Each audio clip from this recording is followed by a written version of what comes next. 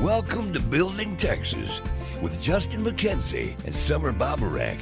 Sponsored by the Boerne-Kendall County Economic Development Corporation and Das Greenhouse. And now, here's your host, Justin McKenzie. Welcome to Building Texas. My name's Justin McKenzie. You're listening to Boerne Radio 103.9 FM this morning. I am thrilled to have an interesting guest in our space today, and we're talking about something that I didn't know was happening. And you came to me from two different referrals, which are two very different referrals, but a lot of fun to see how this is coming to be. And then talking about the Hill Country and how does this type of work that we're going to talk about today really show itself in the Hill Country today? How has it done it historically? And then where do we get involved? So Rabbi Yossi Marrus, thank you for joining us today. And I'm excited to talk about jewishboerne.org is your website, but you would call it Chabad, correct? It's the CH with the Chabad. But good morning, and thank you for having me. I got kicked out of French class after 2 years because I can't roll my R's. So we're going to have some fun with that. I'm thrilled to have you. The first introduction to you and your work came through my brother, actually. He works at a large grocer nearby, and he really wanted to share your story, having worked with you and crossed paths, and then understanding what you were trying to do in Boerne. And that brought his attention to, hey, what are you doing? You should tell this story. And then the other referral came from Ellen Troxclair's office, state representative. Her office reached out and said, hey, this is something really exciting happening in Boerne. You should know about it. So I'm glad to be sitting here today and sharing your story with our listeners. You and I have caught up before this, and it's been a lifetime of a journey for you to find yourself in Boerne, Texas. But how did you find yourself in Boerne, Texas? Oh my gosh. Well, thanks again. Yes, truly a journey. And after the first referral where I got the email as well, I said, okay, I'm going to go. And I got really, really busy. And I actually went to Israel on a trip. I came back. And then I got the second referral. And I said, now that's the hand of God. Like, it's time to come by. So we came by, and I'm glad that we could make it all work. My journey. I'm just a fellow born in New York. My wife was born in Milwaukee, Wisconsin, grew up on the East Coast, was ordained as a rabbi, studied in school in the Rabbinical College in New Jersey and Israel. We met in New York, we got married, and we were looking to dedicate our lives to outreach work, Jewish outreach work, working within the Jewish community and education, etc. And we were offered a position in San Antonio. So I had been here on and off 96, 97, and then we got married in 97, and we moved down here shortly afterwards. 6 kids, all Texans, born and bred proudly. Toss up between A&M and UT, but we won't go there right now. And we moved here, and we began to work for the Chabad Center in San Antonio. And I began to work in education, which is my field as well. We spent 25 years doing that. We had a lot of really, really cool experiences working in education, as I mentioned, working in a synagogue as an associate rabbi. I worked as a prison chaplain for 10 years, hospital chaplaincy, kosher supervision work, dealing with companies. That's where I met grocers and other manufacturers. And, over the years, just a lot of different experiences as we were raising our young family. And I would say about 2 years ago, we started to feel this itch, asking ourselves, have we accomplished everything there is for us to do? Is there something that is calling us beyond the work that we are doing already? And we were pretty busy. But we started to feel this need to challenge ourselves, really. And I think in life, you hit a certain age, you start to feel like, I've accomplished a lot of wonderful things, but, who's going to challenge us if not ourselves? So we started looking at what it might look like to create another Chabad, which is, by the way, one of 5,000 plus Jewish outreach centers throughout the world, the largest Jewish outreach organization in the world. And we started looking and saying, wow, San Antonio is quite different than what it was when we moved here. I remember Blanco Road as a 2-lane farm road. I would walk with my kids to services on Saturday morning on Shabbat, as we call it in Hebrew, and it was a farm road. And now that's like the center of town. 1604 was the end of the galaxy back in 98, 99. And as San Antonio continues to grow and just grow and grow and grow, and all the demographic studies are saying that it's just growing and growing, we realized that there were a lot of people that are probably moving outside of 1604 moving to, the different communities around San Antonio. And maybe there would be a space for us to create our own organization in Boerne. And we kept on hearing the name Boerne again and again and again, saying it's such a cool place. It's kind of, you might say, the center to Fredericksburg, Kerrville, Comfort. There's just great people, a great culture, and it's close enough to San Antonio. And we just decided to go ahead. And we founded our organization in 2022, about a year and a half ago, and it's been a wild ride. Now, in your organization, you came out here not knowing many families and not knowing that there was a community here looking for what you're offering. But very quickly, I think you've grown that number. Help me understand, religiously, you do not drive on your day of service. So how does that work if you're not in a walkable city? All right, a great question. So I think the first thing is, rabbis work as pastors, priests, very often you're working for an established organization. You have your job, you do your thing, and you get paid your salary, etc. I think what's a little unique about my circumstance is that really this is a venture of entrepreneurialism. We moved here knowing a number of Jewish families, but we felt that based on what we had read, what we had heard, the demographic studies that we paid attention to, that there were definitely more Jewish people out here and more would be moving. And basically, we put out a shingle, like they say, and we started with a couple of families. And slowly we met. We know now about 55 Jewish families in the area. But I think it's important to remember that while personally, me and my family, we are quite observant. You might call us Orthodox. We're very careful with the commandments. We don't drive on the Sabbath, like you mentioned.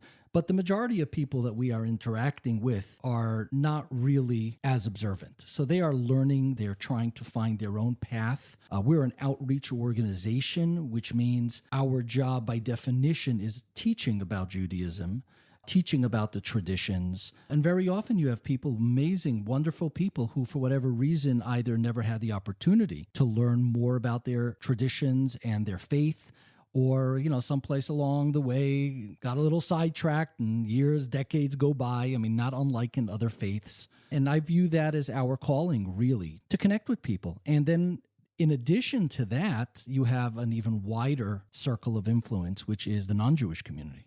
Wonderful people, so many people that we've met and become friends with, who we've been able to just have really neat discussions about faith, about theology, about friendship, about our community, and how we come together as one community. And I may be Jewish, you may be Christian, the third one is a different faith. It makes no difference. We're all Americans. We're proud of our country, and we want to live together in peace and harmony, which is really the American dream. So it's kind of cool to come out here and to start to grow something. I never viewed myself as an entrepreneur, so it's kind of cool being here in this space, which is dedicated to, starting businesses and entrepreneurship. But it's been a very, I have to say, interesting, challenging, and very rewarding year and a half thus far.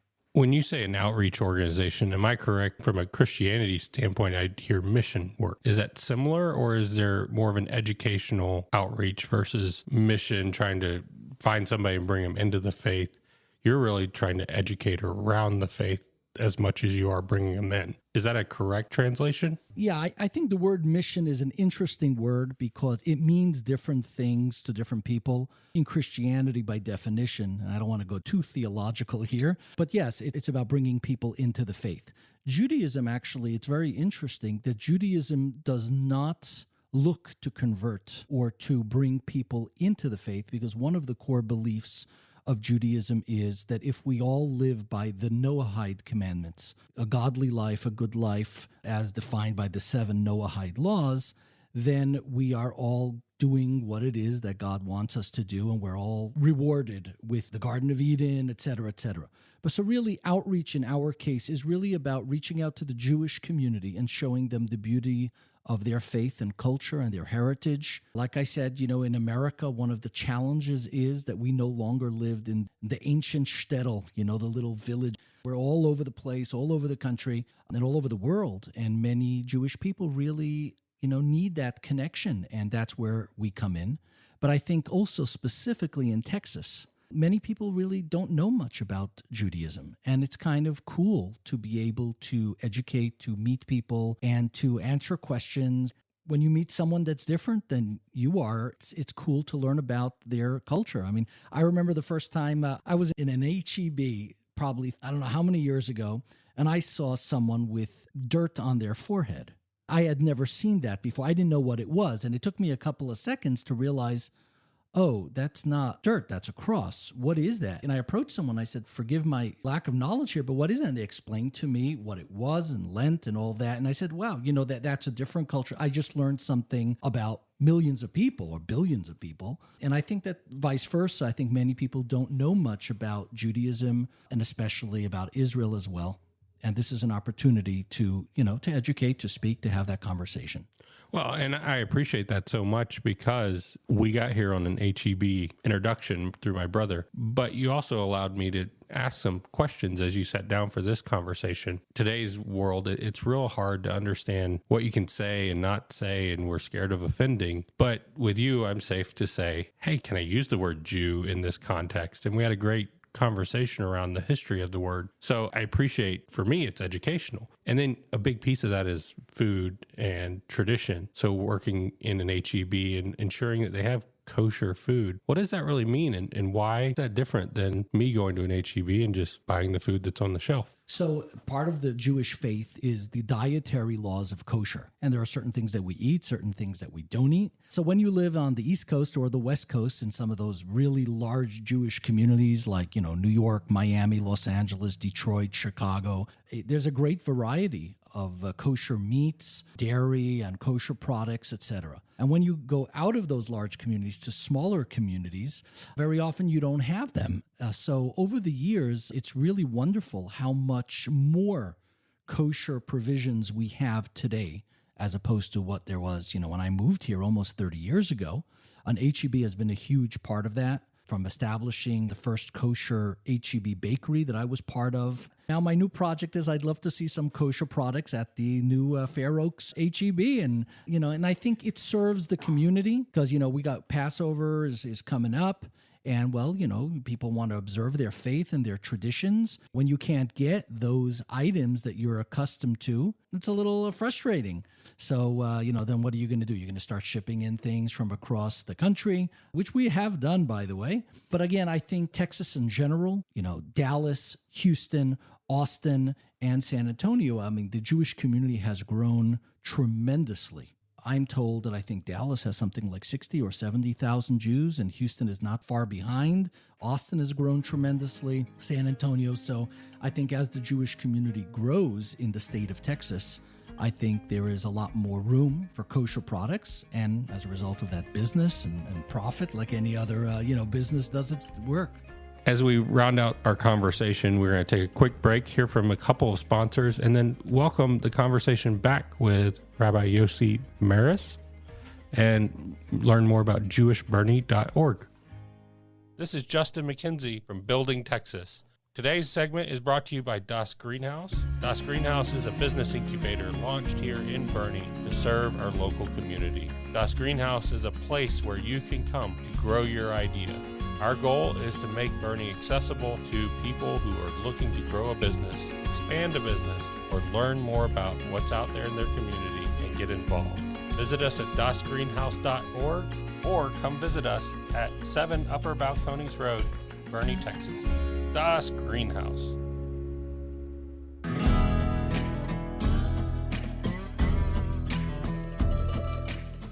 And we're back. My name's Justin McKenzie, and you're listening to Boerne Radio 103.9 FM. Back to the entrepreneurial conversation that we're having. You are coming into a different setting than a Dallas, a Houston, and Austin. It's a small town that is seeing tremendous growth. A lot of people are moving here. And anytime there's a lot of people collected, there's a lot of different beliefs. There's a lot of different ways of doing things, traditions. But it's fun because, as I've said, hey, have you met Rabbi Yossi? I've had a lot of leaders in our community say, yes, and here's where, and here's how and why. And I appreciate that you're bringing a whole new lens into a lot of our city conversation, whether that's working with other pastors, which I know that you're doing, to just say, hey, we're here if you run into somebody. We talked about school incident recently, and you're here to represent the students that are Jewish and would look for you where we would typically say, oh, we need a pastor. Well, now we can say we need a pastor, a rabbi, and a couple other people that Bernie 20 years ago may not have considered. So how do you take that and move that forward as a building, as a community organization, as visible? What can we do to support that effort? Well, I think, when we came here and like you said, we didn't really know many people and made a connection and, with a number of individuals. And then, I got invited to the city hall. I was told that I was the first rabbi to ever give the invocation at city hall. And we, started meeting people, and it's been an incredible experience because it's really wonderful, wonderful people here. As someone who's been a chaplain for many, many years, worked in hospital, prisons, etc. If I can help the community, I feel a responsibility to do so. Again, it's still new to us here, but at the same time, I was personally very, very touched when we had our Hanukkah celebration. This is the second year that we've sponsored the Hanukkah celebration, and I reached out to the city council. Almost everyone showed up to be there to support the community, and it was not lost on the community. And I personally, my wife and I, we were very touched by that. And we said, this is a beautiful place that we come out to support each other. We try to help each other. And I hope that as time goes on, that we're going to see a lot more of that. If I can be a help to, whether it's the police department, the fire department, the school system. We had a very cool experience as a result of a coffee meeting between myself and somebody on the school board. And then we reached out to, the person that was in charge of the social studies curriculum. And we said, Holocaust week is coming up. It's important. It's state law. I think it was Senator Menendez, was the one that passed that law. I think it's very cool. We had this conversation about Holocaust week is coming up. What can I, as a rabbi, as a representative of the Jewish people, what can I lend to the conversation? And the meeting that I had was along the lines of, I know the director of the Holocaust Memorial Museum in San Antonio very well. I think this would be a great connection. And before you know it, a bunch of Bernie teachers in the social studies department went to get trained. And when the Holocaust week came along, they were much better prepared to teach to their students. So I think those types of collaborations and things that we work on together make the community a stronger community. I agree. It gives us a whole new level of visibility. And what does the rest of the world look like? I had the opportunity to grow up in Europe as a kid, and there was a meaningful day when we were in Berlin and we went to the Holocaust Museum there. And it does give you a different level of respect and understanding of what has occurred. And then what we're challenging around, how do we educate people? How do we inform people so that ignorant decisions aren't made in the future? So let's talk about entrepreneurially. You're trying to get your message out there. How does your faith work online? Because that comes with some different challenges that aren't historically understood or put into practice. How do you go into the new world of the digital world and share your outreach? Wow. Yeah.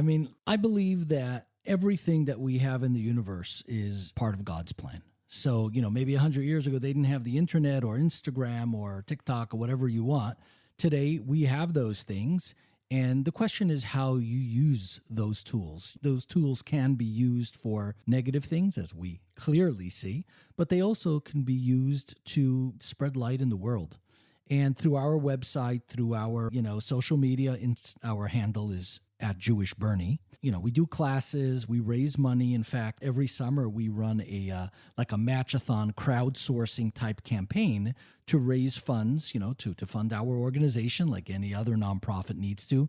And it's quite amazing, actually, to see how you can use these tools. I give classes on Zoom. I don't hold services on Zoom because on the Sabbath, we don't use either, the Zoom or like we mentioned, electricity. Things that you turn on and off. So things that you turn on and off is kind of the restriction as I understood it. Correct. Okay. So now we're going to get into the nuances The of Jewish law, which in Hebrew is called halacha, but that is correct. We do, we use electricity in the sense that, our homes are air conditioned and the lights are on, but we don't turn on the electricity, etc. So therefore, we don't really use, Zoom for services, although a technical question might be, well, what if you turned it on before and let it on the entire time, etc. But really, I think that the world is changing very, very quickly around us. Education is changing. Entrepreneurship is changing. My daughter, who lives in Florida and is an artist, when we started our organization, she said, let me take over all your social media accounts for, I think she said, 2 months, and then I'll charge you after that. And it was amazing.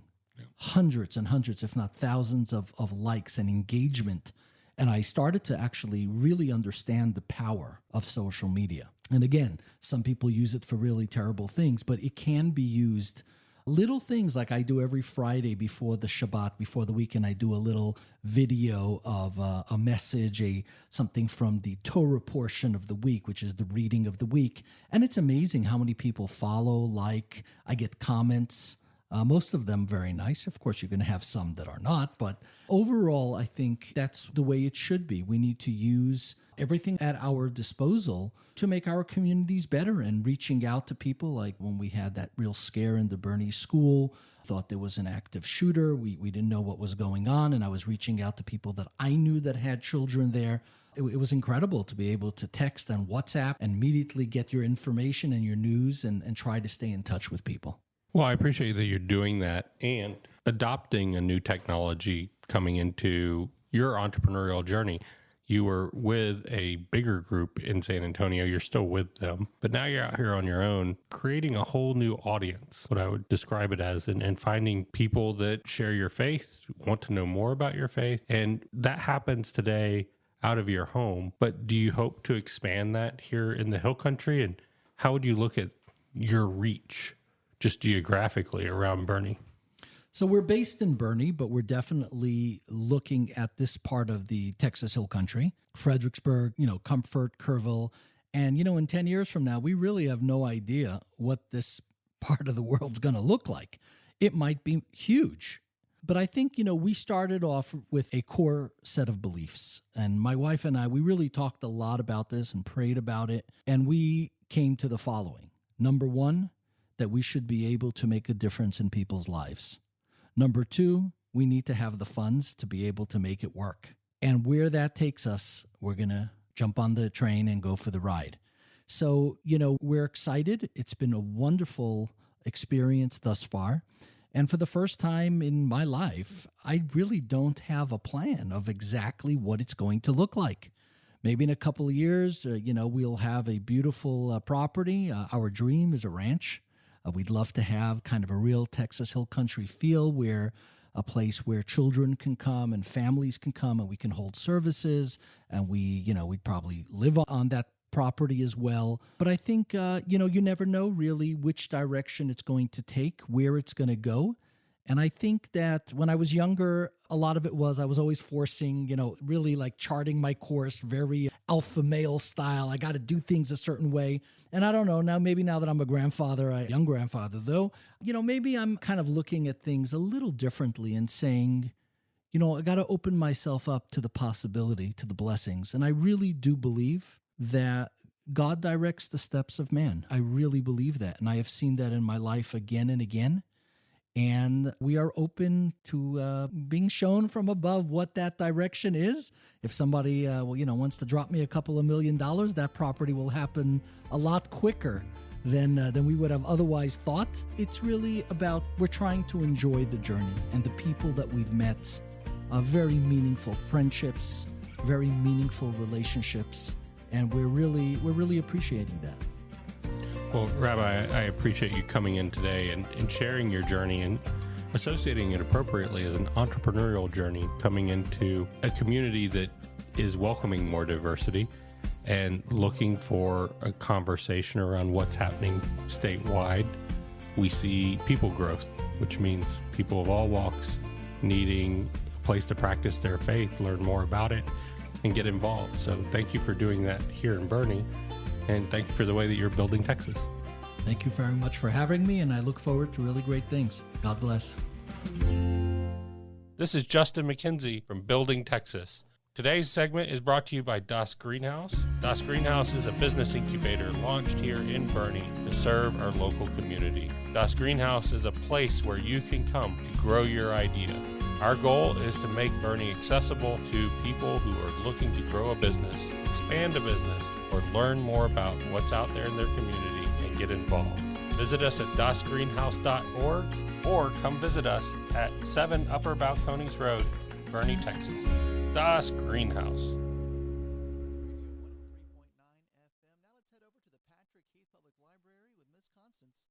Children's Story Time. As the Patrick Heath Library is open today from 10 to 4, this is Boerne Radio.